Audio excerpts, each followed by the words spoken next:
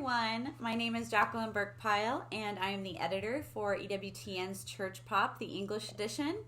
I am here with Grammy-nominated Christian artist Jeremy Camp. He's sold almost 5 million records to date, and his autobiographical movie, I Still Believe, hits theaters this March. Hi, Jeremy. How are you doing? I'm doing amazing. How are you? I'm good. We did it. We finally had the interview. Yay! We made it work. I know. We waited for a while. Exactly. It's perfect.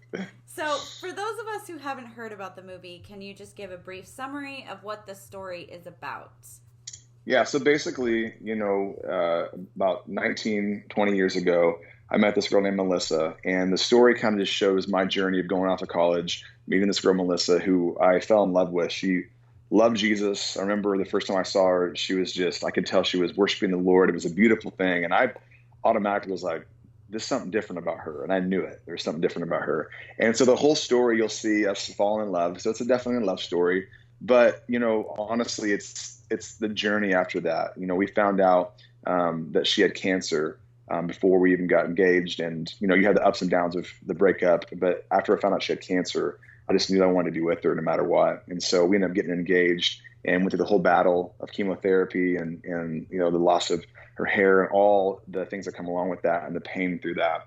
And, I don't want to give too much away. I mean, I can say it, but, it's a hard ending. And, through the whole thing, it's pretty gut-wrenching, but you don't end up watching the movie going, oh, I feel hopeless now.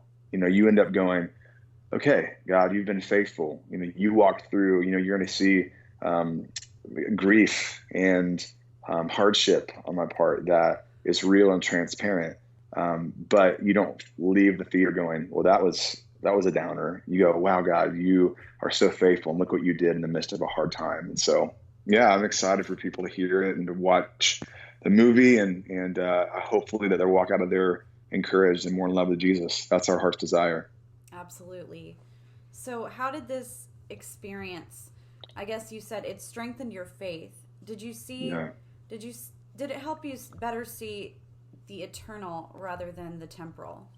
Absolutely. I think a lot of times that we put so much precedent on the time we have here. And there's a scripture that I love. It says that this slight momentary affliction is nothing compared to the weight of glory in store for us in heaven. And I think that we have to understand that, even though in the moment it's so difficult and it's so overwhelming, this isn't the end all. This is the temporary hardships we endure. But when we get to heaven, it's going to be like, oh, my word, Lord, look what you did through all of that. And then no more pain, no more trials, no more tears, none of that. And that's what we look forward to, the hope that we have. Right. So why do you think God gave you this short time with her? Honestly, I feel like that a lot of the whole experience was, one thing she said before she died, she goes, Jeremy, if one life is changed by my life or by my death, then it's all worth it.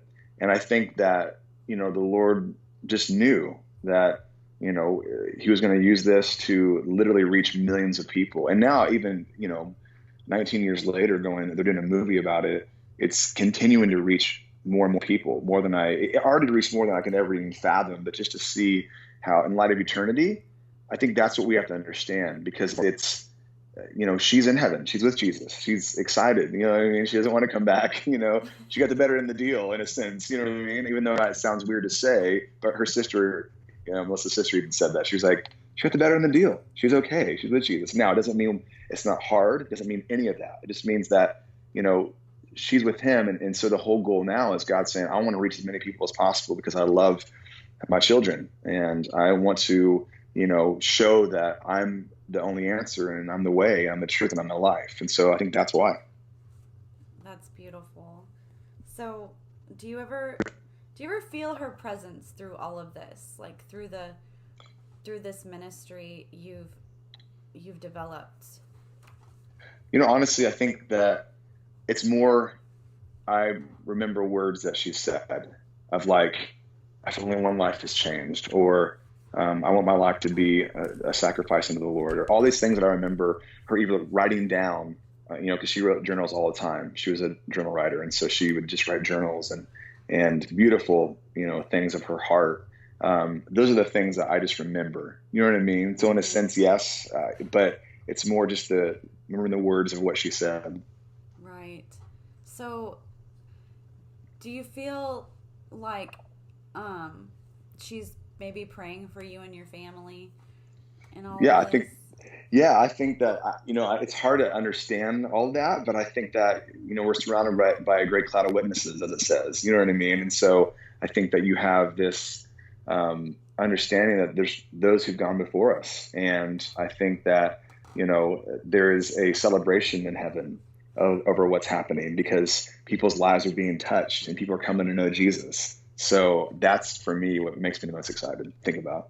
But how does your experience with Melissa affect your relationship with your wife and your family now? Like, is it hard for them, or is it just a joyous thing because it impacted you so much, or how is that? Yeah, I think it's both, in a sense where, they watch the movie and my kids, they will break down because they're like, that's hard to think about anyone going through something like that, but to be my dad, that makes it hard for them. But they also, once again, my wife has been such a proponent and an encourager to share the story because, for her, yeah, of course, there's an understanding that when this movie comes out, it's going to be like people are going to fall in love with Melissa, and it's like, so who's this? Your wife now? She's not dumb, you know what I mean? She understands that, and I think it's the preparation of what those things might be. But she's always been an encourager of this because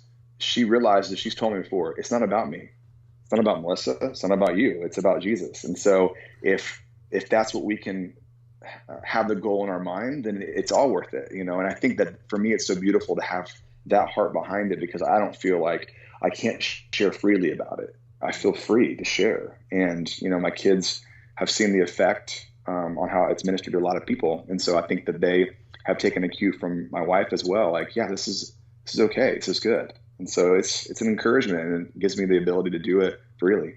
It sounds like God gave her the grace to 100%. be able to do that because not everyone could. That's I agree. Really amazing. So how do you hope the movie affects those who see it? Because obviously it hasn't come out yet. So, I mean, I know that there's a lot of excitement around this movie. So what are your thoughts on that? I've been doing this for so long that I don't need another accolade. I don't need, like, look what we've done, now a movie. It's like, I don't need that. If people's lives aren't changed by this, then there was no reason to do it. We're doing this because we want people to walk out more in love with Jesus, to understand that there's hope in him. And that's the whole goal behind it. I mean that from the bottom of my heart. That's beautiful. So is there anything else you'd like to say that I haven't asked today? Oh my. Honestly, one thing I would just say too is it really is, because of the actors portrayed in this, like KJ Apa and Britt Robertson, and of course you have Gary Sinise and Shania Twain, which is insane, to have these iconic people, in the film. But it's going to reach every generation, I believe. And I think that, especially for the younger generation, to have a love story of purity, but of hope as well, that the whole relationship was focused on Jesus. I think that's so important because that's the only way to have a true, pure relationship is putting Christ first in everything. Yeah. So that is all the time we have today. So thank you, Jeremy, for everything. Thanks, Jacqueline. I appreciate it. And I Still Believe hits theaters on March 12th, and you can buy your tickets now. So thank you so much, Jeremy. My name is Jacqueline Burkepile, and I am here with Jeremy Camp. I'm the editor for ChurchPOP, and we are so excited to see your movie. Thank you, Jeremy. Awesome. Thanks, Jacqueline. God bless you. You too. Thank you.